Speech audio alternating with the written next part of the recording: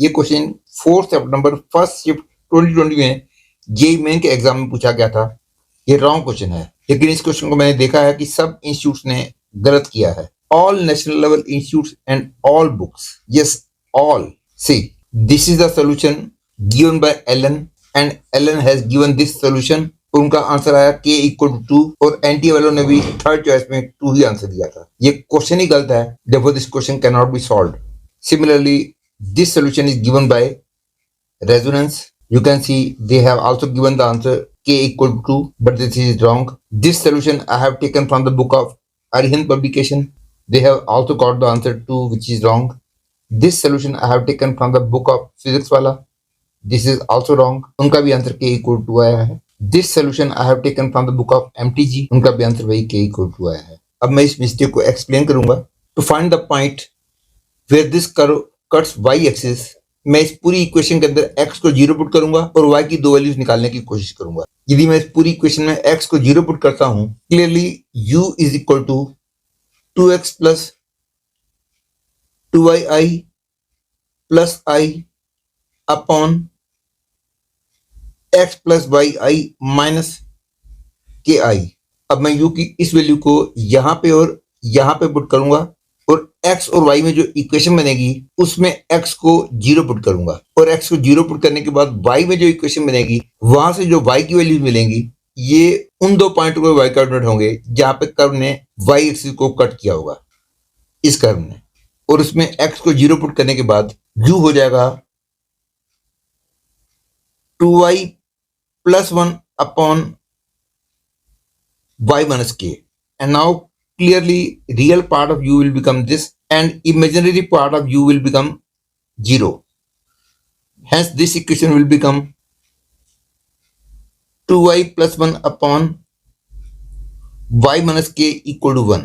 That is y की value आ गई minus of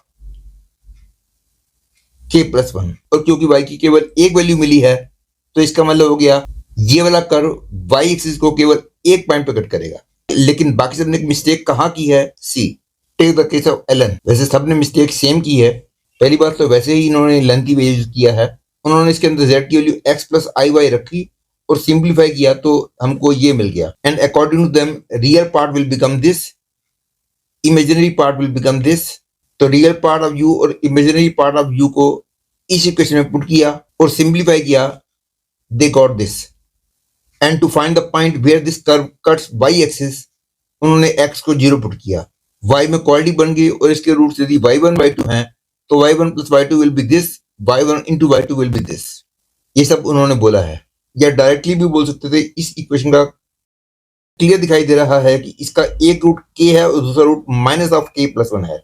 that is y equal to k and minus of k plus 1। और जिन बच्चों को ये साफ दिखाई नहीं दे रहा कि इसका एक रूट k है और दूसरा root minus of k plus 1 है, वो क्वाड्रेटिक फॉर्मूला से इसको कैलकुलेट भी कर सकते हैं and they will find that the roots are k and minus of k plus 1।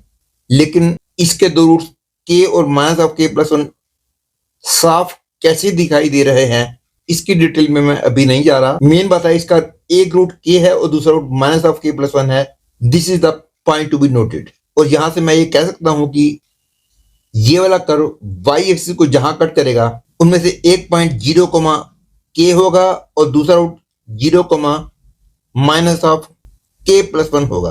पहली बात तो ये वाला वे लेंथी बहुत है, और दूसरी बात सब लोगों ने इस बात पे ध्यान नहीं दिया कि इस पॉइंट के लिए तो u अनडिफाइंड हो जाएगा, क्योंकि एट द पॉइंट 0 के the value of z will be 0 plus ki and z की वैल्यू 0 प्लस ki रखेंगे तो u will become undefined. That is, this equation will become undefined. तो मतलब कि ये वाला कर्व y एक्सिस को केवल एक पॉइंट पे कट करेगा और वो पॉइंट होगा ये, और जब एक ही पॉइंट पे कट करता है तो distance PQ equal to 5 has no meaning.